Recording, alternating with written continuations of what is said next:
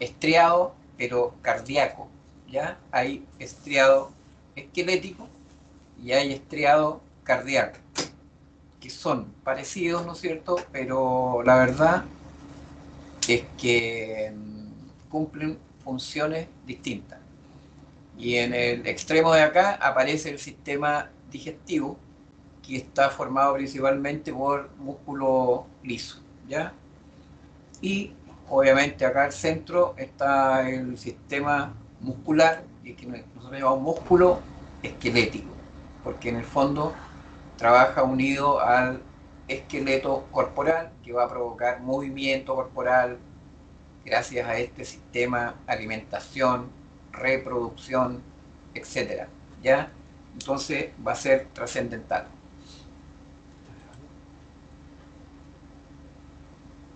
Eh, Cuando nosotros vemos, ¿no es cierto?, el peso corporal, el 40% es músculo esquelético y el otro 10% es músculo liso o músculo cardíaco. O sea, el 50% de nuestro peso corporal es músculo, ya sea liso, esquelético, cardíaco. Funciones, ya dijimos algunas, dentro de esas tenemos mantenimiento de la forma y posición, o sea, es el que mantiene nuestra forma corporal y nuestra posición corporal, nuestra postura. Después vamos a ver que eso se logra gracias a un tono muscular. Nuestros músculos están siempre en un estado de precontracción, ¿ya? Para mantenerse contraídos y mantener nuestra posición, ya sea bípeda, de pie, ya sedente, acostado, hincado, etc. También nuestros músculos van a tener la función de protección de tejidos frágiles. Ya nuestros músculos, por ejemplo, del abdomen, protegen tejidos frágiles como el hígado, el vaso, el páncreas, etc. ¿Ya? También va a tener funciones de recubrimiento de tejido óseo. Muchos de nuestros sistemas óseos, ¿no es cierto?, están cubiertos por músculos, en el antebrazo, en el muslo, etc. Además, constituye el elemento importante para el movimiento. Ya lo dijimos, nuestro día a día es en base a movimientos corporales. Nuestra respiración, que es vital, que se hace a través de un músculo fundamental como el diafragma, es gracias, ¿no es cierto?, a la contracción de este músculo. ¿Ya? Además, eh, provoca calor, generación de calor. Nosotros sabemos ya que tenemos que tener una temperatura mínima corporal bajo 28 grados ya de temperatura corporal sobreviene la muerte, ¿ya? Y este calor se produce principalmente por las reacciones químicas. Todos los procesos metabólicos eliminan energía y una parte muy importante de esa se elimina como calor. ¿Ya? Entonces tenemos distintos tipos de tejido muscular, como ya dijimos, estriado, ¿ya? Esquelético y cardíaco, y el músculo liso. El músculo estriado esquelético es voluntario. Yo doy las órdenes para que se contraiga el cuádriceps, el bíceps, los pectorales, músculos que ustedes vieron en anatomía. En cambio, el músculo cardíaco tiene marcapasos propios, ya que son los marcapasos de nuestro corazón, que están en el nódulo sinusal, el nódulo auriculoventricular, el haz de His y las fibras de Purkinje. Ya eso, ¿no es cierto?, es automático, ya son eh, contracciones musculares desencadenadas por estos marcapasos. Bien, es así, por ejemplo, yéndonos a la parte clínica, que los pacientes con mayor edad, ¿no es cierto?, empiezan a tener bradicardias, o sea, que no son capaces de tener una frecuencia cardíaca alta. En esos casos se tiene que colocar un marcapaso, ¿no es cierto?, para que aumente la frecuencia cardíaca, porque una disminución de la frecuencia cardíaca, como vamos a ver después, influye en el gasto cardíaco, ¿ya? Y ese gasto cardíaco depende directamente de la frecuencia cardíaca. A menor frecuencia cardíaca, menor gasto cardíaco. Entonces, esos marcapasos, ¿no es cierto?, ya son propios del tejido ya estriado cardíaco, involuntario. Y el músculo liso es involuntario. Yo no le digo a los músculos lisos que conforman el estómago, que hay de tipo longitudinales, circulares, transversales, etc. Yo no les doy las órdenes que cada vez que consumo alimento hagan un verdadero batido de los elementos que uno consume, ya, para hacer una mezcla, ¿no es cierto?, que luego va a pasar al intestino delgado, ¿no es cierto?, a través del duodeno. Bien, entonces esas son las funciones de los músculos cardíaco, esquelético y liso. Características del tejido muscular: excitabilidad o irritabilidad. Eso quiere decir de que ante un estímulo o hay una respuesta potencial, ya, que es lo que nosotros llamamos el potencial de acción, que genera, ¿no es cierto?, que gatille un trabajo, ya, y se propague el impulso nervioso o la contracción muscular, ya. Y vamos a tener también elementos químicos que se llaman neurotransmisores u hormonas, que son las que facilitan esta excitabilidad a través, ¿no es cierto?, de las sinapsis o de las uniones de la placa motora, que es la unión de un nervio con el músculo. Eso se va a llamar unión mioneural o placa motora. Otra característica del tejido muscular es la contractilidad, que es la propiedad que el músculo se acorta y se pone más grueso y va a generar fuerza para realizar trabajo. Cuando nosotros hacemos una flexión del codo, gracias al bíceps braquial y al braquial y al supinador largo, que son los tres músculos principales de la flexión del codo, ya el músculo se acorta hasta en un 50% su longitud que tenía en reposo. Y obviamente que aumenta la sección transversal, lo que se llama, ¿no es cierto?, volumen. Se pone más grueso, ¿ya? Otra característica del tejido muscular es la extensibilidad, que el músculo es capaz de estirarse sin daño y luego volver a su longitud inicial, ¿ya? Entonces es extensible. Y otra propiedad que es parecida a ella es la elasticidad, que vuelve a su forma original. Si nosotros tomamos, por ejemplo, una bolsa plástica y le hacemos fuerza traccionándola, se va a deformar y va a entrar en una fase plástica, o sea, se deforma. Pero hay elementos como el músculo que tienen una capacidad elástica, que yo estiro el músculo y vuelve a su estado inicial, ¿ya? Aquí vemos algunas imágenes, ¿no es cierto?, ya de unas fibras musculares amplias que van yendo a fascículos musculares hasta que aparecen acá, ¿no es cierto?, las fibras musculares. Y vamos a ver que las moléculas principales son la actina y la miosina. Obviamente que hay submoléculas más pequeñas.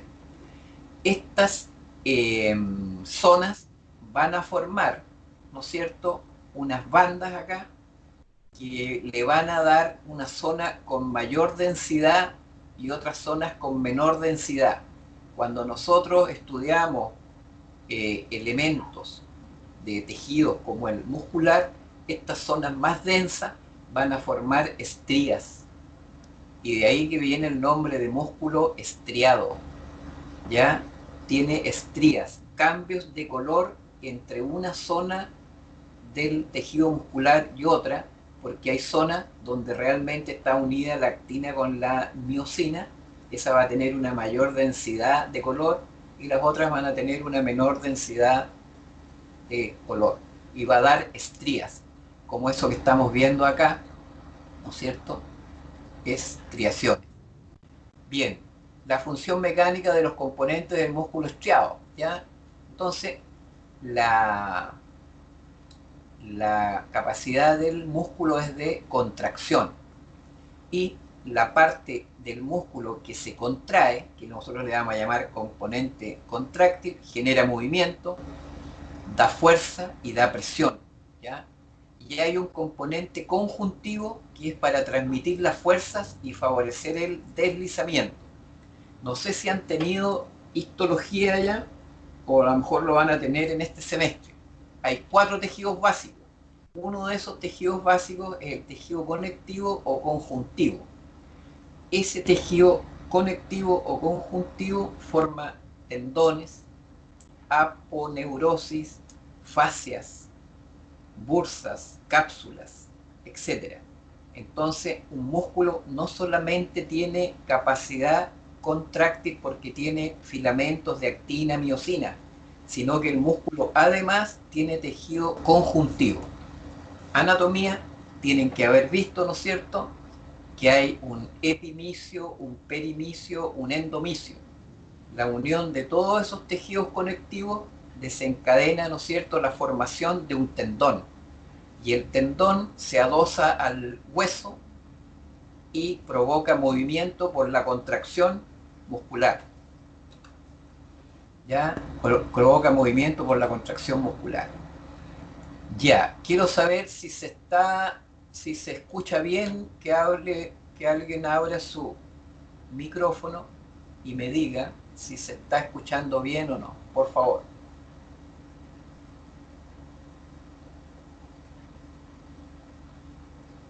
¿Hay alguien, por favor, que me pueda decir si estamos viendo bien esto, escuchando bien? Profesor, ¿Sí? se escucha bien, pero no se ve ninguna imagen. Chúpate. Eso es lo que le estábamos intentando decir, que solo lo Ya, escuchamos, o sea, al menos yo lo escucho bien, pero sí no ya, vemos nada. ya. ¿Y esa imagen de ahí la ven? ¿Ahí no se ve imagen? No, no, ¿Nada? No. no se ve nada. Ya, listo.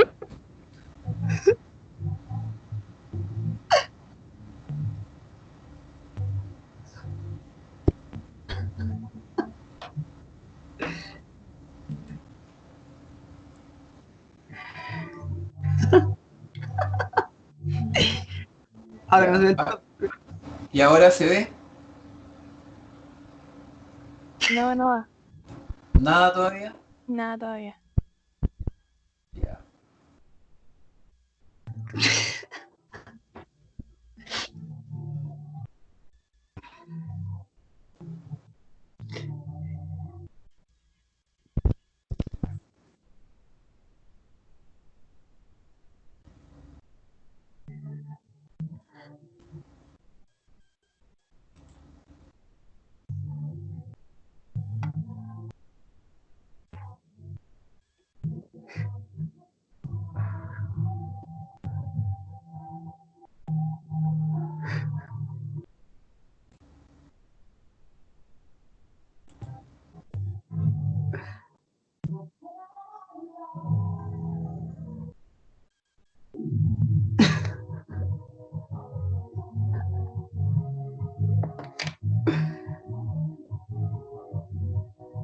¿Ahora sí?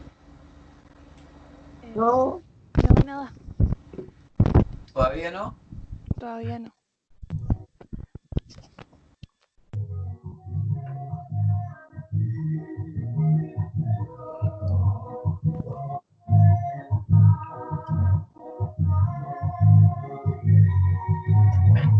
¿Y ahora se ve? Sí, ahora sí, ¿Ahora sí se ve? Ya. sí. ¿Hay alguien que tiene música puesta?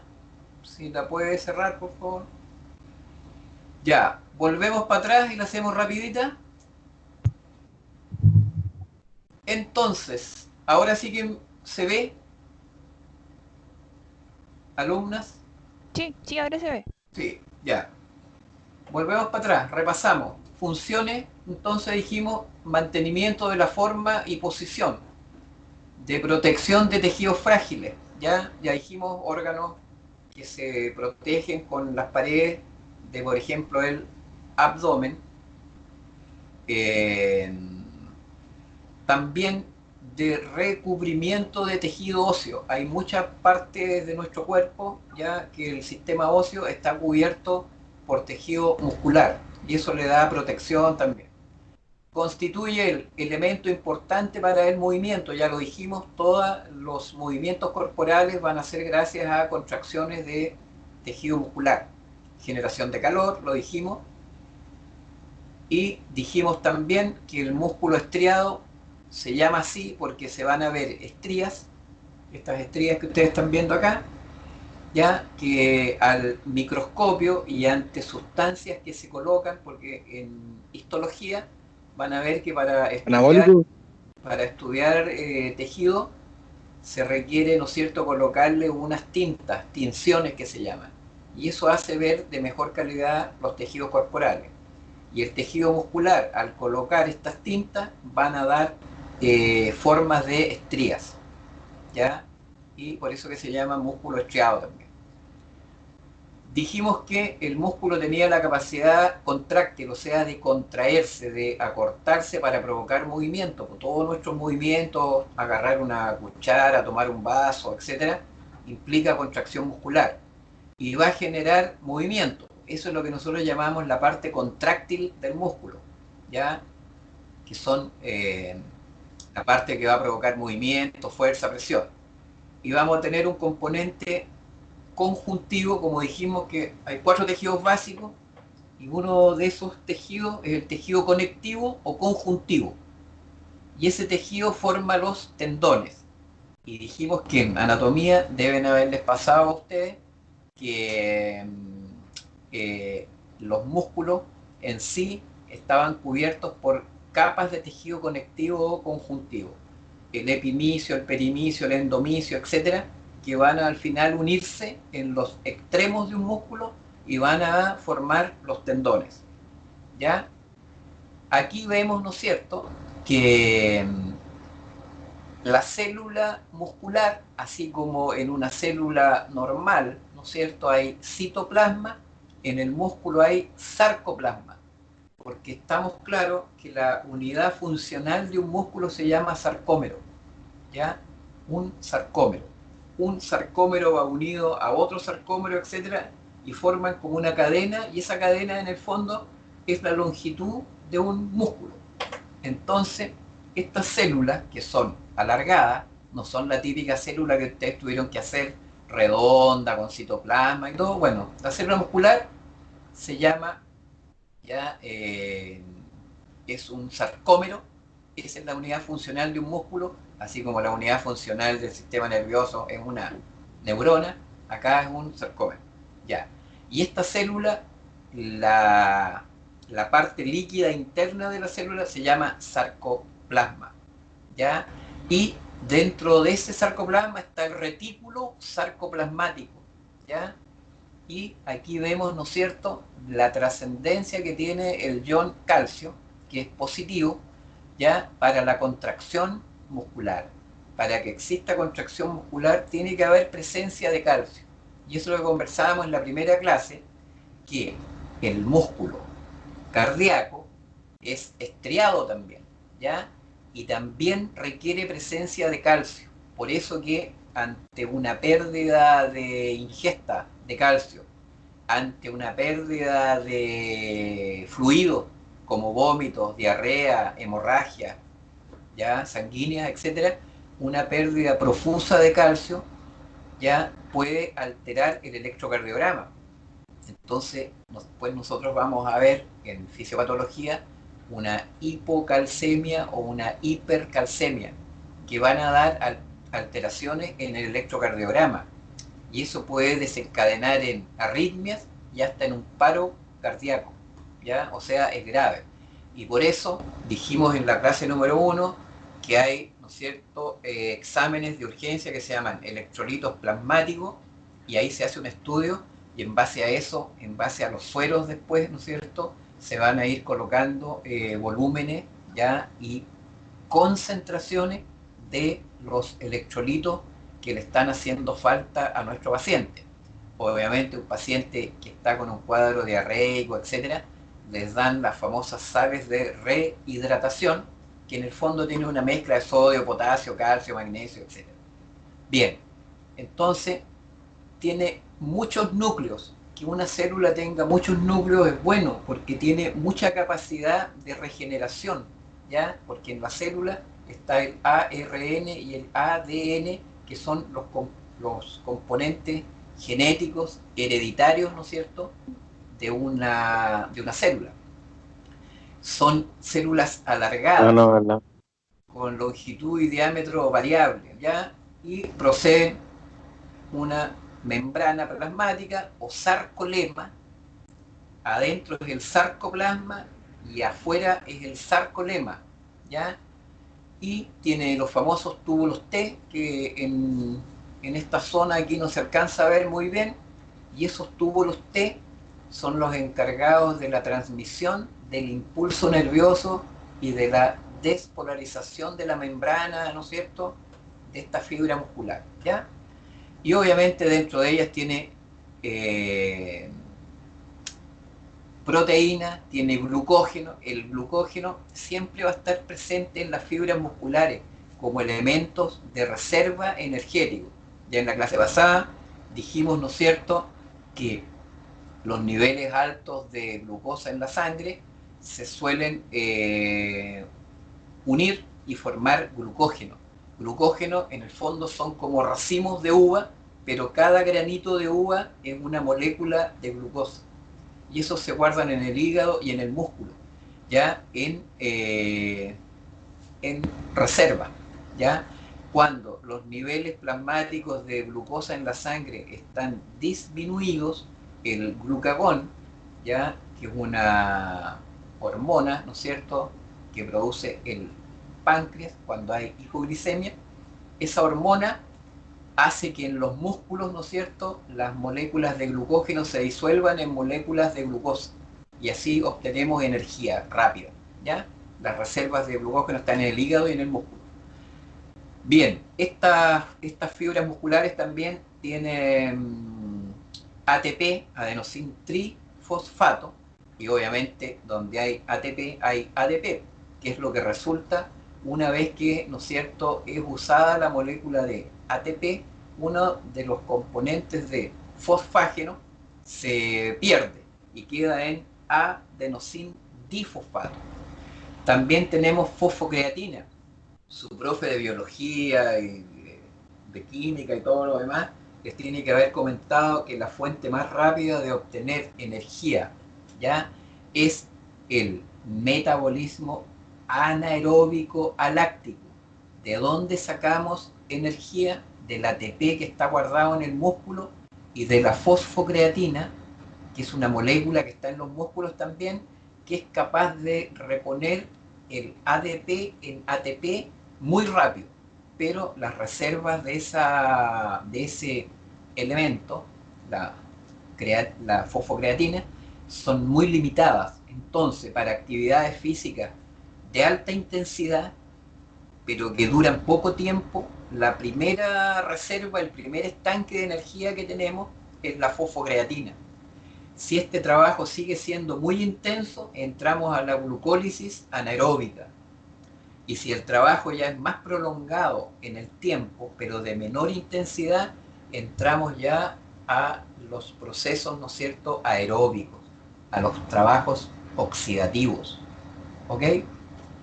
Bueno, yo no les había comentado, pero yo, fuera de ser kinesiólogo, tengo unos cursos, soy entrenador de alto rendimiento. Atletas tengo que han estado en campeonatos mundiales, etc.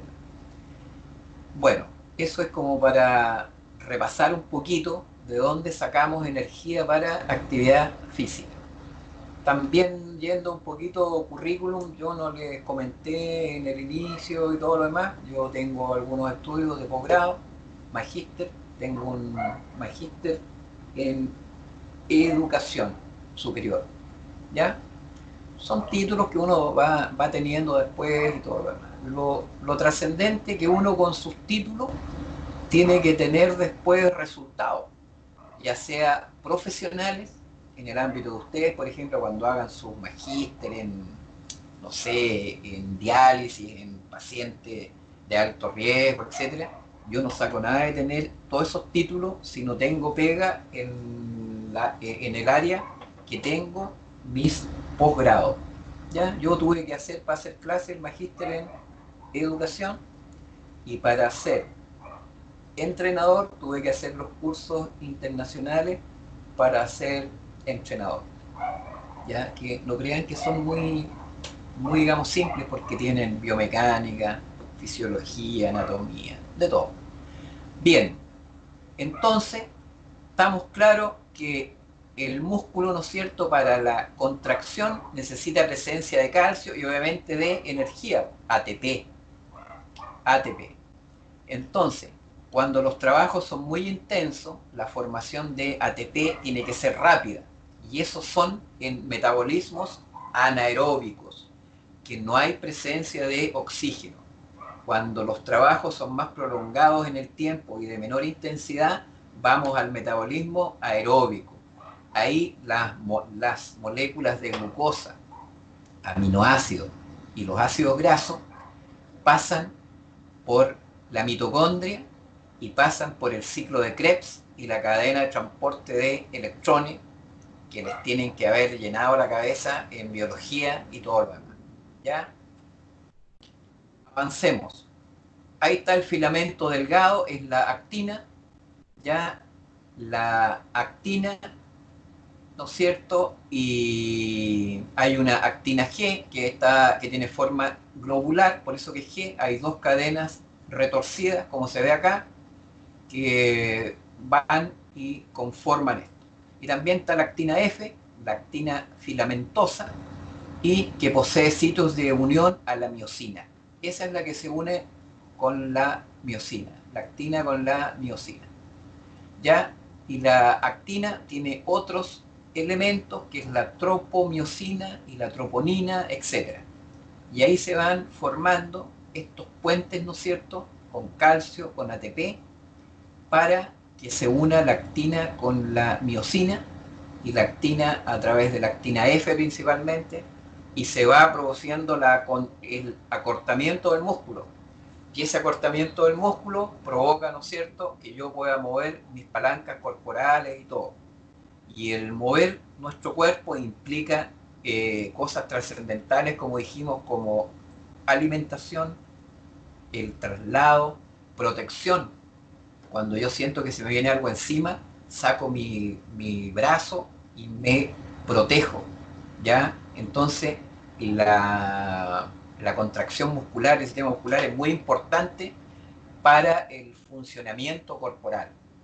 Ahí está la miosina, que es el filamento grueso, ¿ya? Que es una molécula grande, compleja, tiene una cabeza y cola, y tiene una forma helicoidal alfa.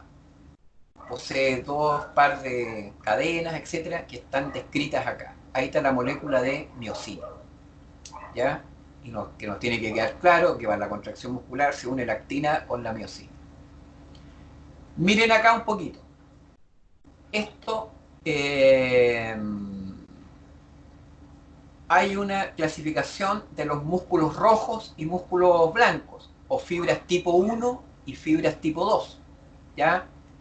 Las fibras tipo 1 son los músculos rojos que llamamos. ¿Por qué? Porque tienen una gran concentración de hemoglobina y de mioglobina. La mioglobina es una proteína igual que la hemoglobina, pero que es propia del músculo. Entonces la hemoglobina en el músculo se llama mioglobina. ¿Y cuál es la gracia que tiene? Que es capaz de transportar oxígeno. Y el transporte de oxígeno en la sangre es fundamental. Y el transporte de oxígeno dentro del músculo también. Y esa es una de las funciones de la mioglobina, que es una proteína que se encarga que el oxígeno llegue a la mitocondria, porque principalmente dentro de la mitocondria ocurren los procesos aeróbicos. Una parte pequeña de ellos ocurren en el citoplasma, que en el músculo se llama sarcoplasma. Bien, esos músculos rojos se van a llamar fibras tipo 1. Nosotros también le llamamos fibras lentas. Y los músculos blancos se van a llamar fibras tipo 2 y nosotros le llamamos fibras de tipo de contracción rápida. Un ejemplo, miren, en la vejez, en los adultos mayores, se pierden fibras tipo 2. Por lo tanto, esas son fibras rápidas. Por eso que un viejito se tropieza en la calle y se cae. No tiene el mecanismo de protección. ¿Se han dado cuenta cuando ustedes tropiezan, que son jóvenes, dan 2 pasos rápidos y no se caen? Es muy raro que usted se caiga en la calle. ¿Ya? Tendría que ser como que es muy pavo nomás. Pero tiene las fibras tipo 2 rápidas, porque es joven, cosa que uno tropieza y da 2 pasos rápidos y logra, ¿no es cierto?, no caerse, o sea, de protección. Los viejitos pierden las fibras tipo 2, entonces están más propensos a las caídas. Y hay unos scores, que se los van a enseñar después, de riesgo de caída. A mayor riesgo de caída, obviamente, hay más caídas, y las caídas, ¿qué es lo que provocan?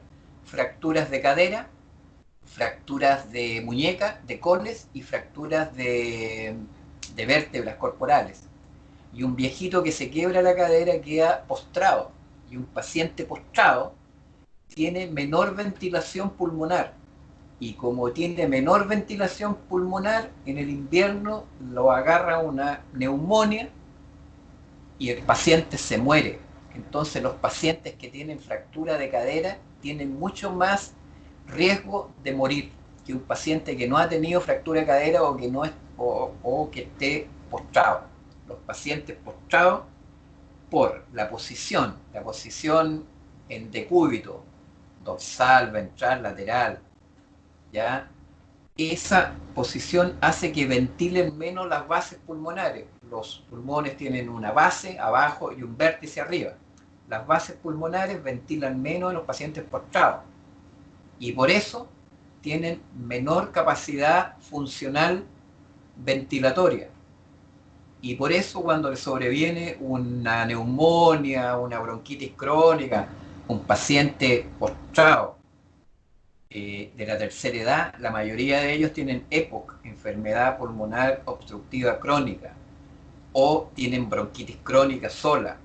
Son pacientes que tienen insuficiencia cardíaca crónica, etcétera. O sea, un montón de causas. Han visto ahora con este asunto del COVID-19, ya, del famoso virus este, que la mayoría, el 75% de los pacientes que han muerto son pacientes que tienen más de 70 años de edad. ¿Por qué? Porque tienen enfermedades, ¿no es cierto?, de base que hacen que cuando este virus entre, ¿no es cierto?, no sean capaces de tener elementos de protección. Su sistema inmune también Aló, está aló, ¿cómo disminuido. están? Sí, bien. Y ahora cerráis micrófono, ¿ok? Bien. Entonces, vemos las fibras tipo 1, tipo 2, tipo 3, ¿ya? Y nos vamos a dar cuenta que no son iguales las tipo 1 con las 2. A mí me interesa que les quede claro que las tipo 1 son fibras rojas y que son principalmente aeróbicas. Y las fibras tipo 2 son fibras blancas, que son fibras rápidas y son fibras anaeróbicas. Bien, el músculo rojo es capaz de tener contracciones mantenidas de baja intensidad durante periodos prolongados de tiempo. ¿Qué es lo trascendente de estas fibras lentas o tipo 1 o fibras rojas? Que son las que mantienen nuestra postura. El hecho de que usted esté sentada ahí y sosteniendo su cabeza, su tronco, etc., y no se caiga, es porque hay un tono muscular. Y ese tono muscular tiene principalmente, esos músculos tienen fibras rojas. ¿Han visto cuando uno va en el bus y se queda dormido y se le cae la cabeza?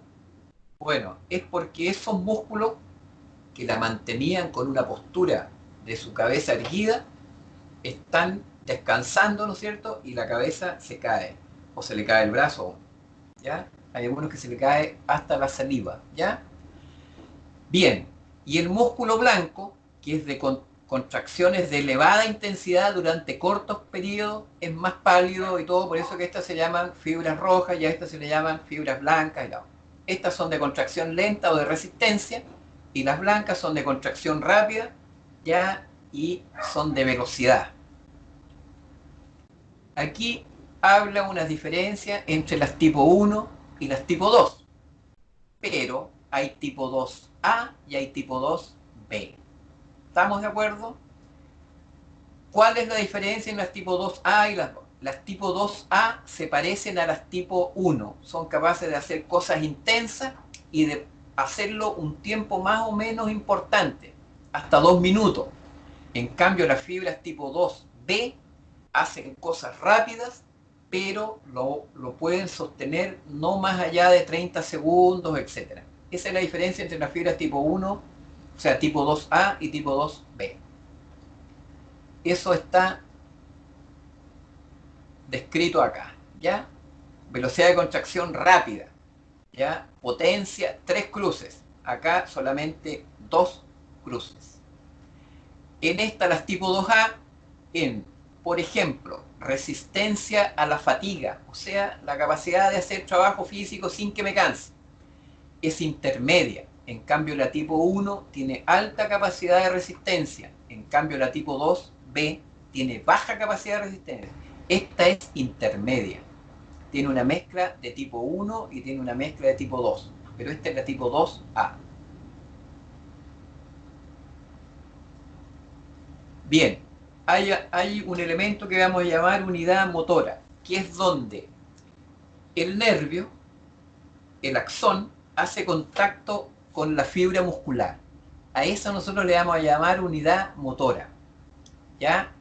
Una sola neurona produce contracción simultánea de aproximadamente 150 fibras musculares. O sea, una neurona que viene en este nervio, porque en anatomía les pasaron que hay un sistema nervioso central que está formado por el encéfalo y la médula espinal.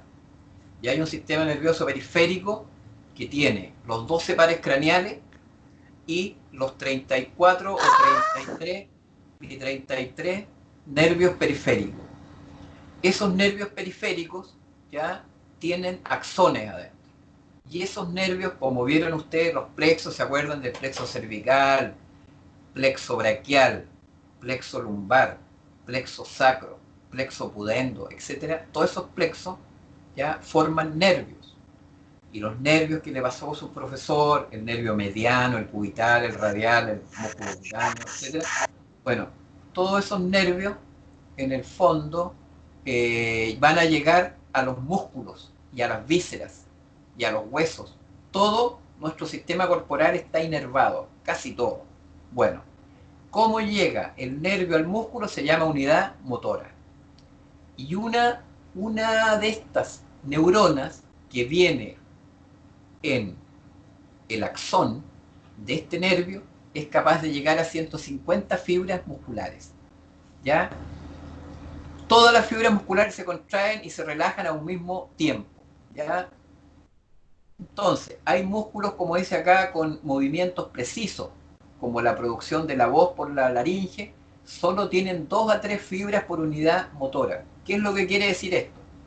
Que contra más fina es la función que hace un músculo, el nervio le lleva orden a menos fibras musculares. Lo que me está diciendo acá es que los músculos de la laringe, de la faringe, etcétera, que son los encargados de producir, junto con las cuerdas vocales, nuestra voz, un nervio llega a 2 o 3 fibras musculares. O sea que es específico. En cambio, los músculos responsables de caminar, como el bíceps, el cuádriceps, etcétera, pueden llegar hasta 2000 fibras musculares una neurona. Contra más fino el movimiento, el nervio le da órdenes a menos fibras musculares. Contra más burdo, fácil sea el movimiento, una neurona, una neurona es capaz de llegar a más fibras musculares. Bien, esto súper simple nomás, que hay contracciones isotónicas, que es cuando el músculo se acorta, como cuando usted toma el vaso y se lo lleva a la boca, esa es una contracción isotónica. Y hay contracciones isométricas, que es como cuando usted empuja algo, pero usted no es capaz de moverlo.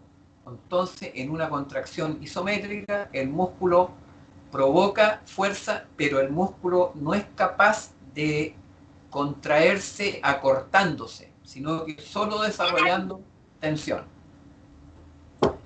Bien, nosotros vamos a ver acá cómo se regula la tensión muscular, ¿ya? Y nosotros hablamos aquí en el primer término ahí de contracciones espasmódicas, contracción breve de todas las fibras musculares de unidad motora, ¿ya? Y van a haber etapas, va a haber un periodo latente, que es cuando yo aplico el estímulo, va a haber un periodo de contracción que dura de 10 a 100 milisegundos, y luego hay un periodo de relajación. Escúcheme un poquito. Estas cifras así tan finas y todo, yo no se las voy a preguntar en las pruebas. No se las voy a preguntar en las pruebas, pero voy a preguntar cosas globales. Cosas globales.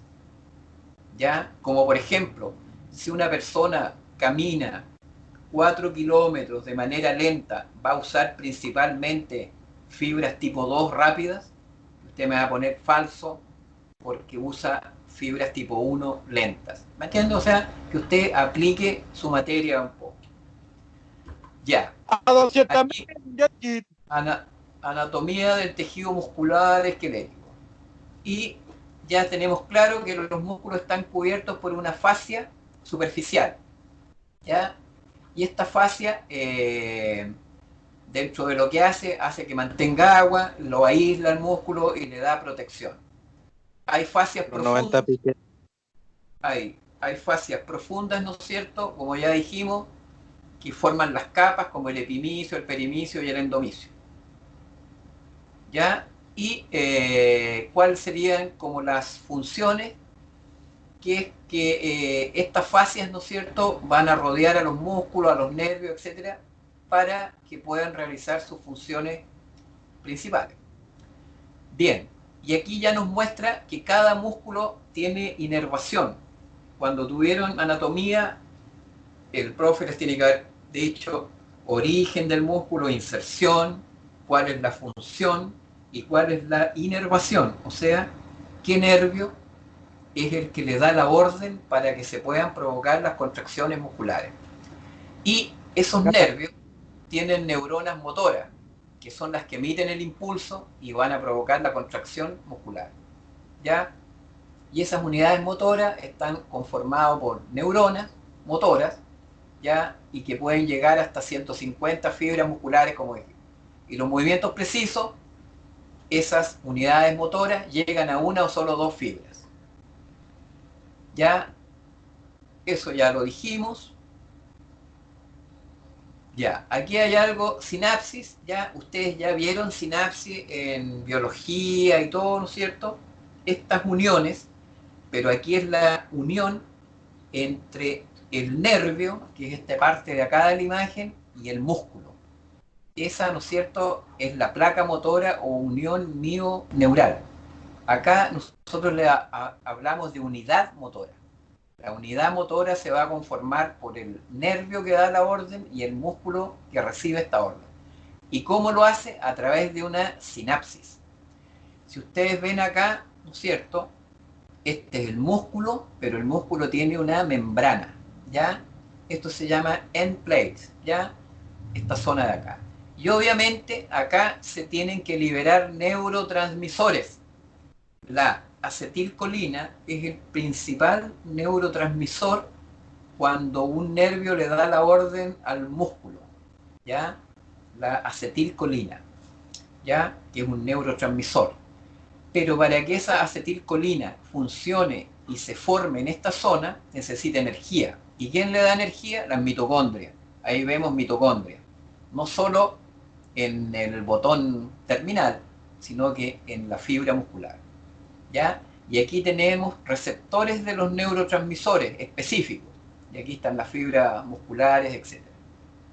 Y hay sinapsis eléctrica, se produce por contacto entre las células excitables a través de zonas especializadas, y hay sinapsis química. Miren, la principal cantidad de sinapsis en nuestro cuerpo humano son de tipo químico, a través de neurotransmisores.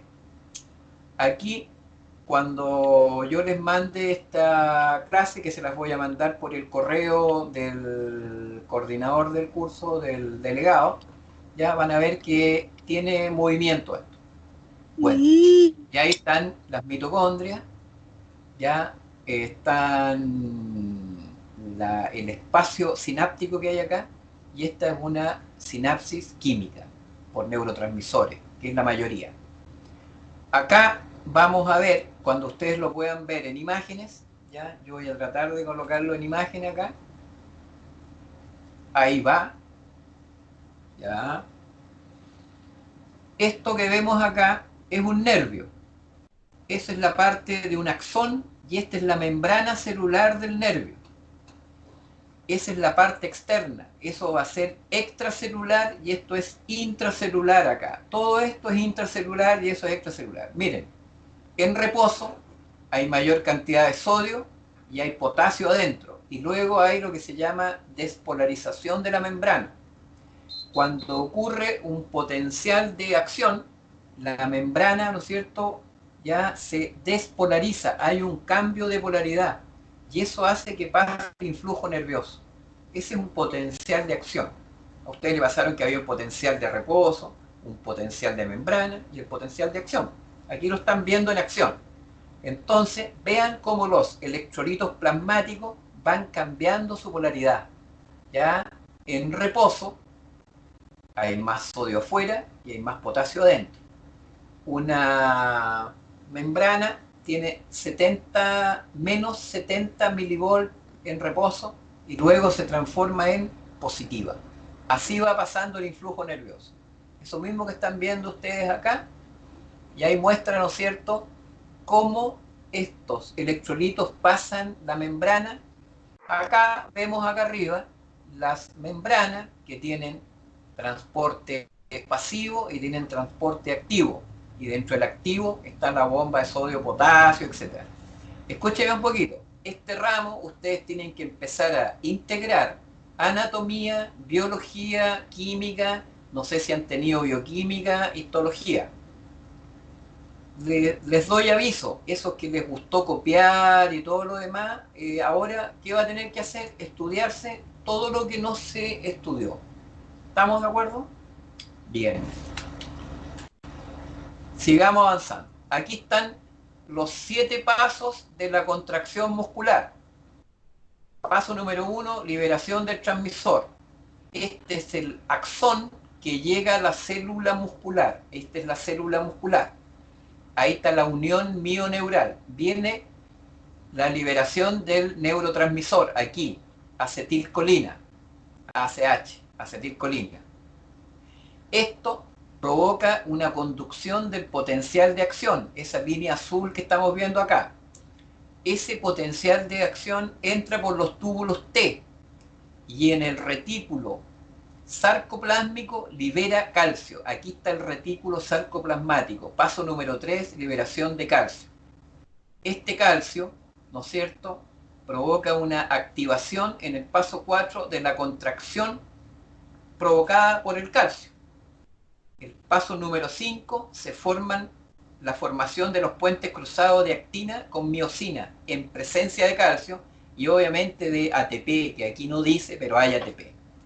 Luego, para que el músculo se pueda relajar, el calcio se libera al sarcoplasma o citoplasma y luego ocurre una recaptación del calcio por el retículo sarcoplasmático. O sea, el calcio se tiene que devolver al retículo sarcoplasmático.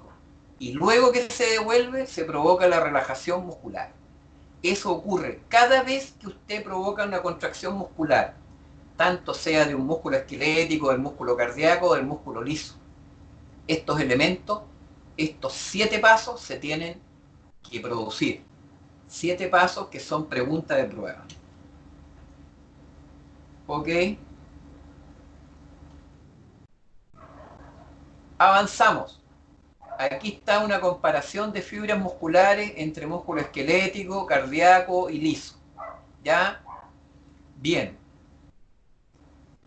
El esquelético y el cardíaco sí tienen estrías. Sí. En cambio el músculo liso, no. Por eso que a este músculo esquelético y cardíaco se llama músculo estriado. Estriado esquelético, estriado cardíaco. El otro no tiene. Bien. Tipo de contracción fásica, rítmica, tónica, eso no nos interesa mucho porque es el tipo de impulso eléctrico que, digamos, genera, ¿ya?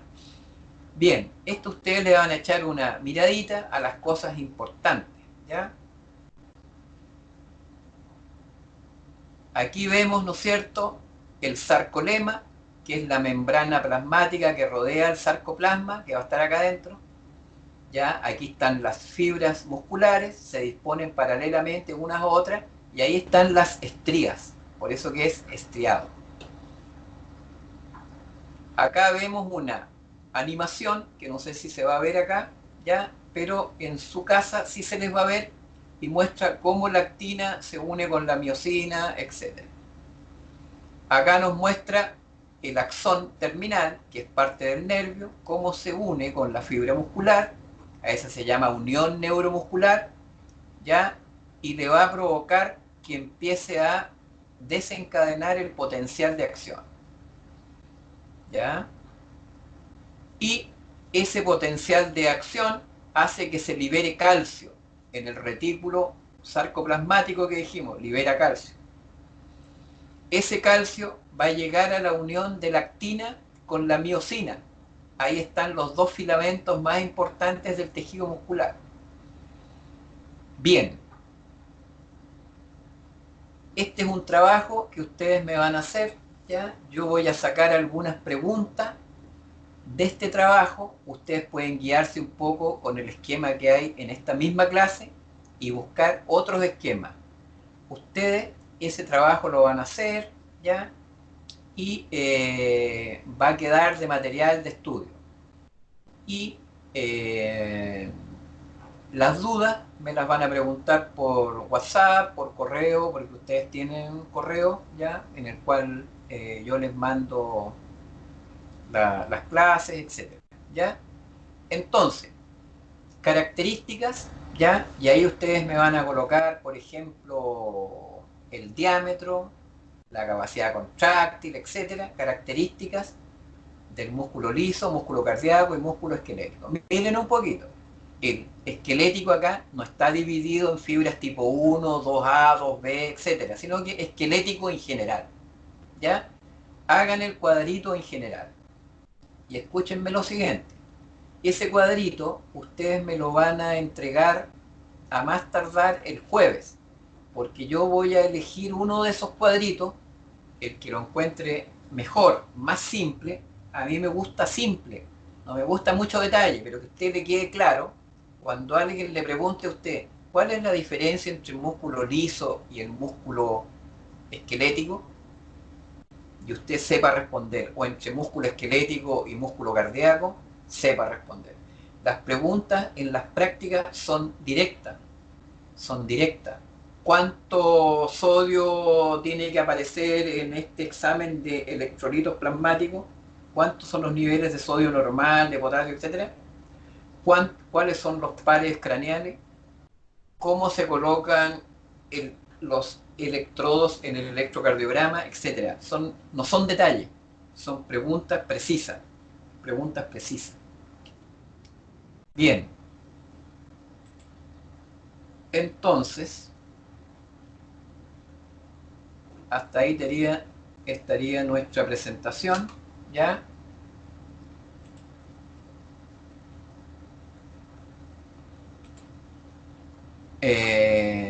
Abramos micrófonos ahora para las consultas.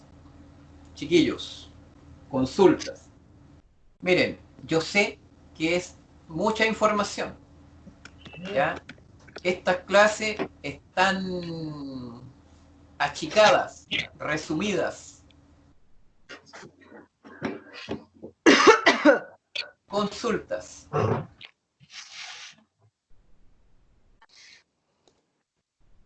¿No hay consultas?